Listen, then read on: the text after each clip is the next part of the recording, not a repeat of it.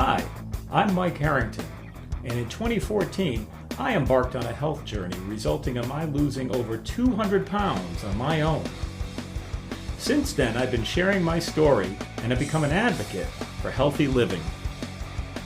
Welcome to Mike Inspires Me, a podcast show about health, wellness, and amazing people to inspire you to take charge of your life and your health.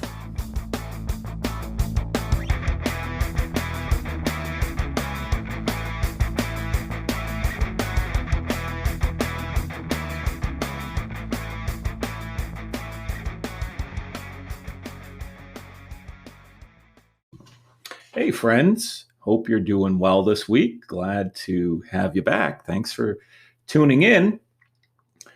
A lot of times, and I've mentioned this in the past, these podcast topics come up from things that are on my own mind, whether it's something somebody has said to me or something I'm dealing with in my own life. I try to be honest with you about the challenges that I face in maintaining my health and happiness and my overall well-being. And that's really what this show is about. It's really about my ability to convey to you some of the things that are realistic with taking charge of my life and my health from an aspect of a guy who had once been at what I really feel is the point of despair from a health perspective. And that's from my physical health weighing over 400 pounds to being suicidal and wanting to end my life. And now a man who thrives, albeit not a perfect life, but a much happier and fulfilling life where I get to share with the world my adventures, my challenges, and my successes. And I'll tell you right now, the point I'm at, I have no regrets of any of the things I've done. In fact, that's what today's show is about today, is really what the point it was that I made a decision that I had to take charge, that I had to stop looking at the excuses I was making for myself to move forward with the things I knew I had to do. There's many things in our lives that we tell ourselves, or we know we, air quotes, should do. But for some reason, we never get around to them, or we start and then get discouraged and we give up. And specifically, I can think about my whole adult life struggling with my health and my specifically my weight. And each attempt that I made to lose weight and get healthy didn't stick. I really would get into it with kind of a mindset that it was kind of point A to point B. I'd lose weight and then I was done. I never really thought about living an entire healthy lifestyle. I just kind of felt like weight was one of those things that you just get rid of it and you're all set. And it sounds naive, and looking back, I can see how I believed that.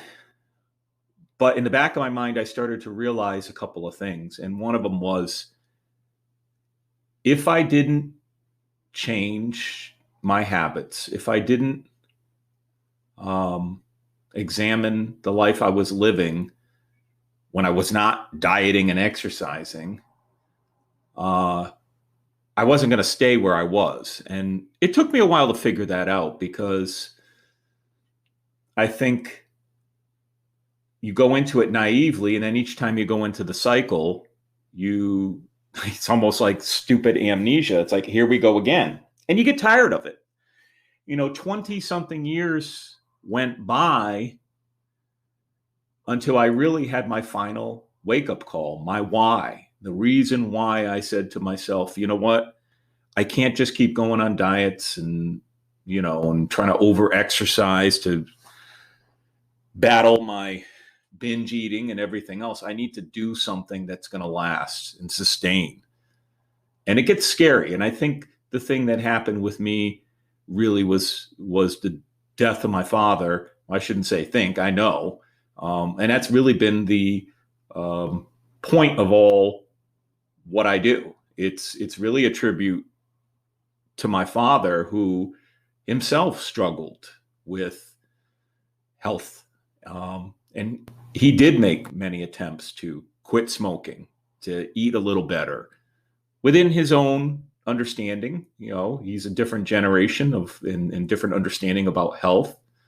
He did try, maybe half-heartedly, but a lot of it comes from our ability to overcome those, I hate to use the word, but demons, our struggles with healthier habits, and also addressing some of those things in our lives that are keeping us back where we were.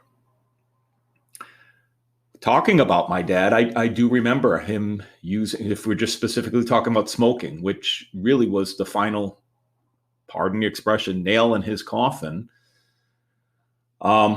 He had used that Nicorette gum. In fact, I think I have a package of his Nicorette gum somewhere around. I'm going to use it in one of my future talks, because I am very passionate about helping people move towards moving away from cigarette smoking. But I'm segueing here and trying not to get too emotional, because it saddens me. But I remember him doing that. He had used the patches. He had tried going cold turkey. He had gone to hypnotherapy.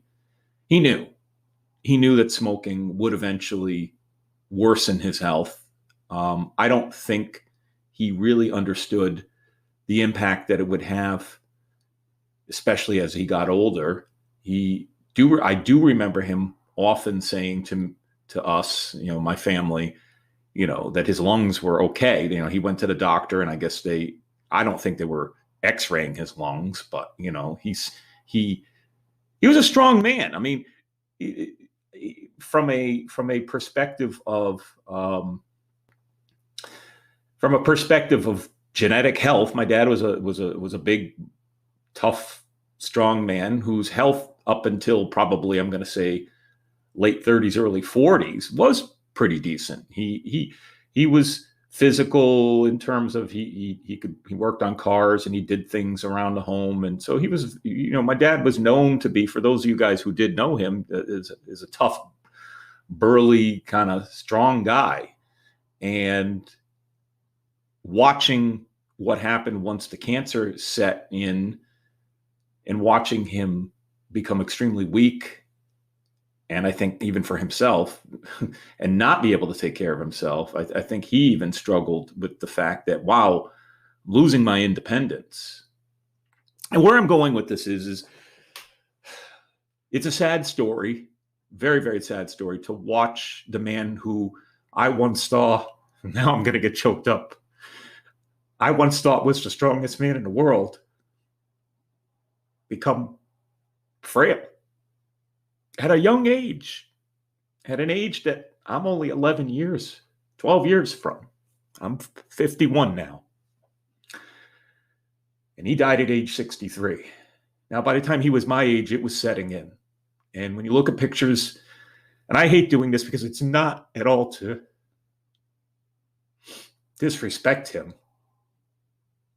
but it shows you what his lifestyle was doing to his health. You could see it physically.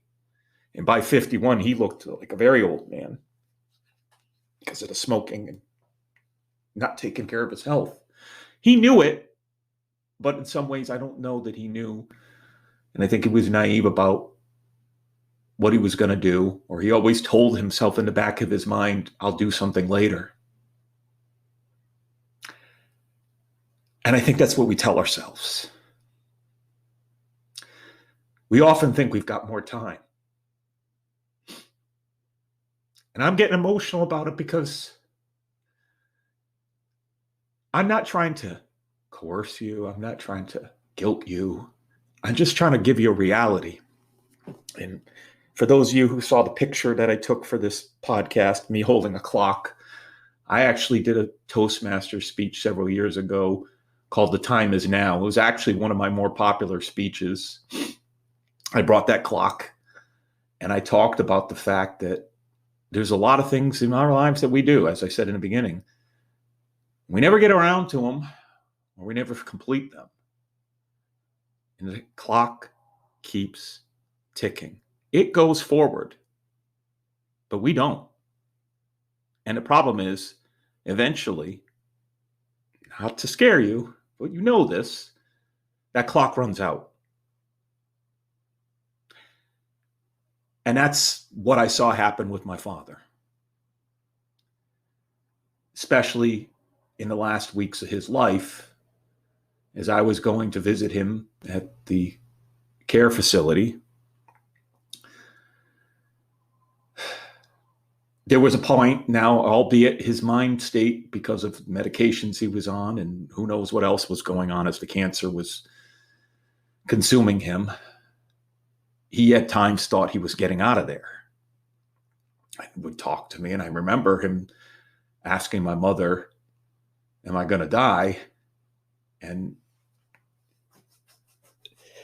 he had to know the truth, that it wasn't getting better. I mean, we wanted to give him hope, but unfortunately at that point, the end stages of cancer were consuming him, and there was no turning back at that point. There were times in his life that he may have been able to reverse some of the damage that he had done to himself. But at this point in the last weeks, there was really nothing anymore.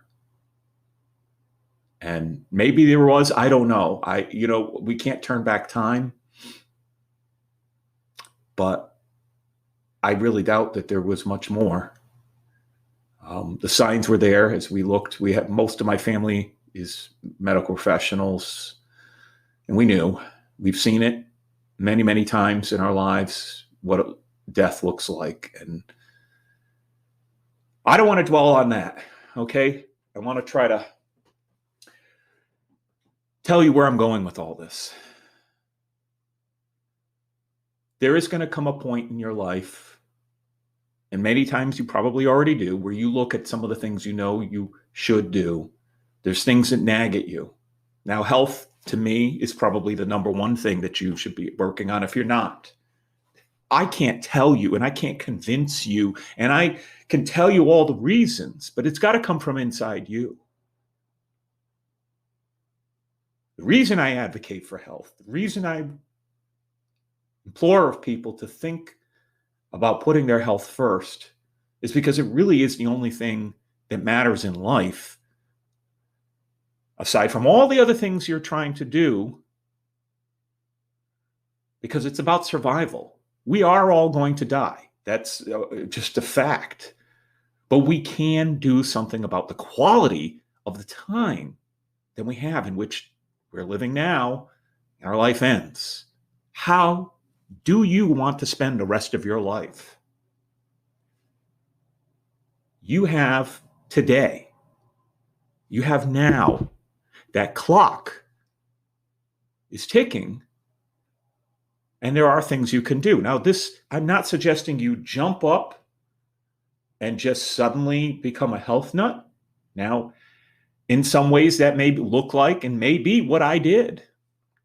It took me 4 years between my dad's death and when I actually started the health journey that brought me where I am today to figure out how to do it. It took me a few years. And so you might say to yourself, well, geez, did you waste all that time? No, I was doing a lot of things in between. So after my dad's death, I said right to my mother, we need to learn something from his death, okay, from his poor health habits and how it brought him to where he was, because it clearly showed me that the things that I do in my life, the things that I eat, the stress management, those things, if I don't do something about the way I'm living now, I'm in for most likely the possibility of a struggle until the end of my life. Now, I don't know, and I don't want to dwell on how the end may be, but I do know in between now and then, there are things I can do to at least improve the journey here while I'm alive with all of you guys, my family and friends. Now, fortunately for me, not only did I improve my physical health, but I have been working on and always work on, well, all of these things, my mental health and my spiritual health, because I truly believe there's a whole package when it comes to thriving and living your best life. It takes effort. It's not one of those things where you just do something and you're done. Now, yes, you could go in and get weight loss surgery, right? Let's just talk about that. I'm not completely against it, but certainly I would encourage people to consider other options, because at the end of the day, you got to do something to maintain it. Remember, you've heard me say this before. If you've heard my other talks, it matters less how you get there. Okay. I mean, it does matter how you get there, but it matters less than the fact of once you get, quote, there, what do you do after? How are you going to sustain? How are you going to live your life? Folks, we've gotten into a lifestyle now that encourages very unhealthy eating of foods that really don't help us. They taste good. You've heard me saying I love cookies and I like cheeseburgers, and I grew up on all that stuff, and I still do eat and enjoy those things. And sometimes it is a struggle for me. But on the other hand, I have a life balance now where I'm putting more into my, as you probably heard me talk last week, more into my savings account, more into my health, so I can counteract some of the things that I have to live with. And it seems crazy, but the sad part is, you know, you live in a world and you see your friend over there eating a cookie or an ice cream or a pizza or whatever it is, and you say to yourself, well, I'm over here just eating broccoli every day, and you got to find a balance in between, okay? And so I'm not going to give those things up just because I know that pizza has cheese on it and dairy is inflammatory and, you know, blah, blah, blah, blah, blah, and there's pepperoni on there, which is not good for my cholesterol. And I know all that, but I do have to go into it with a mindset saying, okay, know your limits and have a balance. But it took me a while to get there, okay? What was I waiting for? Honestly, I think I was naive about it all those years. Why did it take me? You know, I was around 20 years old when my weight started to increase. And certainly that was around the time, early in college and being a young married man and with a family, I was about the time I was starting to see therapists with my anxiety and depression. And I mean, it went hand in hand. The more I was struggling with life, the more my health, mentally and physically, declined. And I feel sometimes sad that I spent 20 something years struggling and suffering because I didn't really think about what was happening in the background. In the background, things were deteriorating. Now, thank God, I intervened early enough in my life when I started my health journey at age 44 to reverse some of the health conditions I was bringing on myself. Diabetes, well, pre-diabetes. I was taking my blood sugar twice a day. High blood pressure, I was taking medication for. Sleep apnea, for those who don't know, that's like a problem with your breathing while you're asleep and you stop breathing. And you can look it up, but you have to use a CPAP, a continuous positive air pressure machine that helps you breathe at night because your breathing is not good and your blood oxygen goes down and it causes all kinds of problems, right up to hormone problems that lead to obesity. Long story. Not getting good sleep is not good. You know this, right? And I had other problems, okay? But most of those major problems have been reversed because of the choices that I made to take charge. Now, I could take pills and I could do other things, but they weren't getting to the root of the problem. And that's where I realized I had to do something rather than just trying to treat the symptoms. I had to get it at the root, which was my lifestyle. But the clock was ticking. As it is right now, I'm looking at the clock and we're coming close to that 20 minutes. But I want to give a little time to this because I want to really help you understand what my mindset was when I realized, what are you waiting for, Mike? What perfect moment? Now, during those 4 years between when my dad died, as I said, I think I mentioned, I did look at weight loss surgery, and I ultimately decided it wasn't for me. And we could talk at length, and I'm happy to talk to anybody who's looking into it about the pros and cons of what I found. I certainly don't want to sway you either way, but I will compel you on the fact that I felt it was more important to get myself there on my own because I had to learn anyway how to sustain it. Nonetheless, I also looked into weight loss programs where you had to go to like these, I don't know, camps or rehab type programs that kind of change your whole life. And they were very expensive, and I was trying to find them out. I even looked to try to getting on like Biggest Loser, anything. I was desperate at certain points because I couldn't figure out, well, how was I going to do this? And then just one day, because I realized that it was a lot of the things, that it was the eating, and I didn't really know how many calories I was eating or the quality of the food I was eating, that I realized that I needed to at least start getting a handle on that. And I just started tracking my food. And that's how I started on my own. I just started tracking it. And I said, well, I do know that I need to keep active. And that's when I started doing a little bit of exercise. And so for those of you who know my story, that's really how it started. I started analyzing the food that I was eating, understanding how much, and it was hard work to track it all.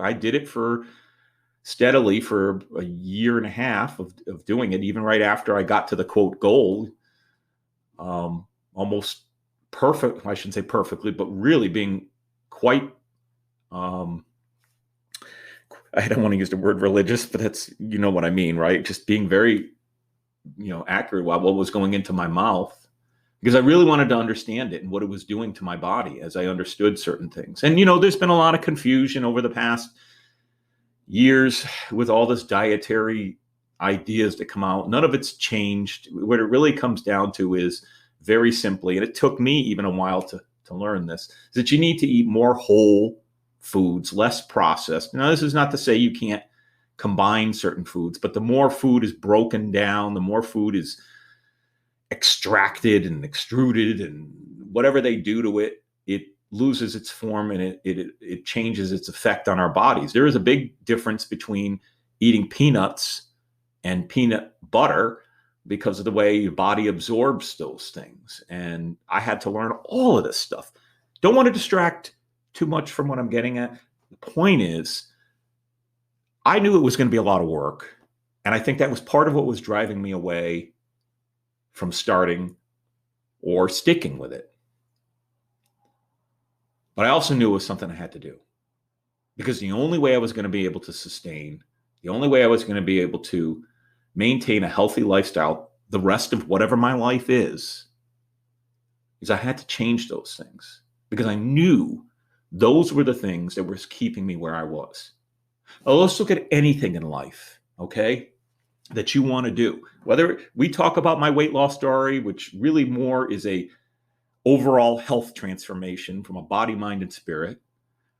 But there's many things in my own life, and I'm sure in yours, that you want or should do. And what's keeping you back? Are you going to look back, as I believe my dad did in the last moments of his life, and say, I wish I had done this? Are you going to have regrets for those things that you know you should do? I don't care if it's some dream that you have, if it's possible and it's going to take work. What are you waiting for? What you waiting for? Well, the right moment. Well, I'm sorry, folks, as that clock keeps ticking, that moment eventually comes to pass. And it may be too late, as unfortunately it was with my father. And that's what made me realize I had to do something before it was too late for me.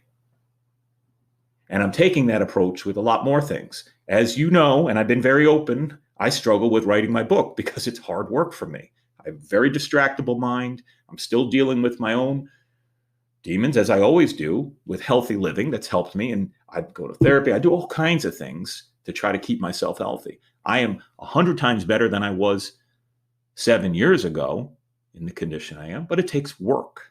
It takes effort. And I have no regrets about that, because I wouldn't be sitting here today talking to you in the manner in which I am as a person with authority and respect for the work that I've done.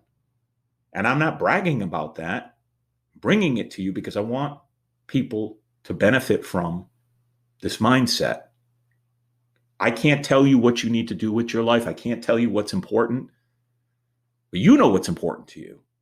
And if those things are important to you, if your health, as I implore of you, isn't your number one priority, you may want to examine why.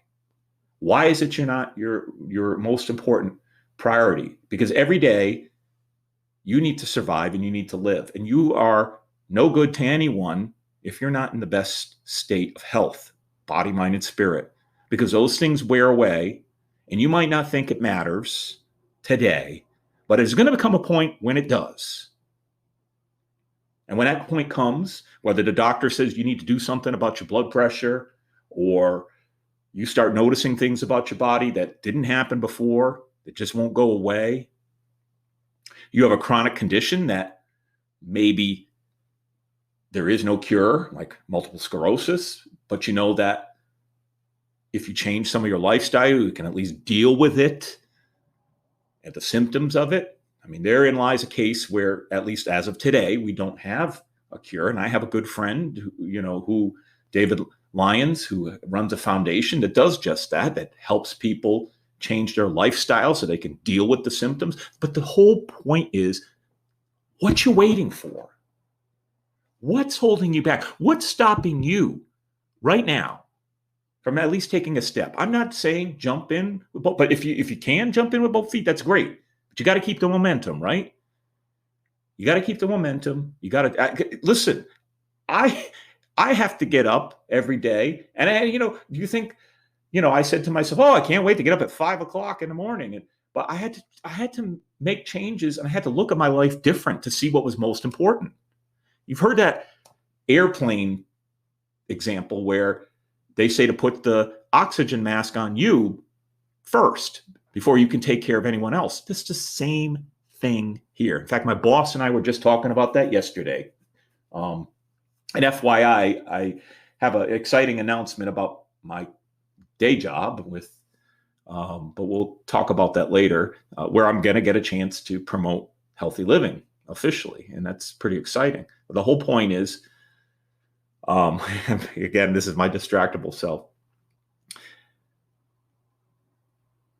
If health is not something that's important to you, at some point it will be, or it will be too late. That's just a fact.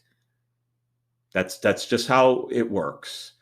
And you got to ask yourself, what am I waiting for? That perfect moment never comes as more time passes by. The clock is ticking. We age and our bodies break down. We can do things to improve the quality of our lives rather than just sitting back and letting the environment in which we live dictate our health. Okay? I mean, I'm not telling you to give up drinking beer or whatever it is that makes you happy. Did you know? All I'm telling you is you might want to examine what things you're doing are affecting the quality of your life, and what are you waiting for to change some of that? And you make choices. It's up to you. It's hard, but we do have control over many aspects of our own health. Many. American College of Lifestyle Medicine, and I quote them often because I'm very much about using lifestyle as medicine, says over 80%, and I've heard even more, over 80% of healthcare spending and costs are due to problems rooted in people's lifestyle. That's huge. 80% of people going to see the doctor are going because of things that they're doing to themselves, mostly unknowingly, because for most of us, not to say there aren't people who are self-destructive, but most of us don't even think about it. We don't know, or we know and we don't think we can change. Well, you sure get that choice when it's forced upon you at some point and you make a decision, live or die. And, it may not be quite today. The bullet is slow death. We are, and like I said, inevitable, or your body will succumb to the cumulative effect of those things we've neglected. Well, I ask you, why not start now? What you waiting for? Take charge today. Try one thing, something new, maybe a little different. Take a walk, relax, eat something that you know is good and nourishing for your body, and take charge. If it's something non-health related, we tell ourselves we should, or we know we need to do it. Why not now? One thing. You don't have to jump into the whole thing. Even start a list. The most important thing is to sit back and analyze what happens if you don't get there, and are you going to look back and regret it? And the great news is you've got time, unless, unfortunately, you're facing something that is terminal, and I hope you're not. You've got time. And yeah, you may have damaged your body, but you still got time. What you waiting for? The time is now. I hope you enjoyed this podcast. If you have any questions for me, feel free to reach out to Mike at MikeInspiresMe.com. And as always, if you have expertise or a story you'd like to share, please contact me at MikeInspiresMe.com. I still have guests. I haven't had any on for a while, but I'm more than willing and happy to have some. I will, as I promise, have more folks come on the show in the future. Hope you're doing well and stay awesome.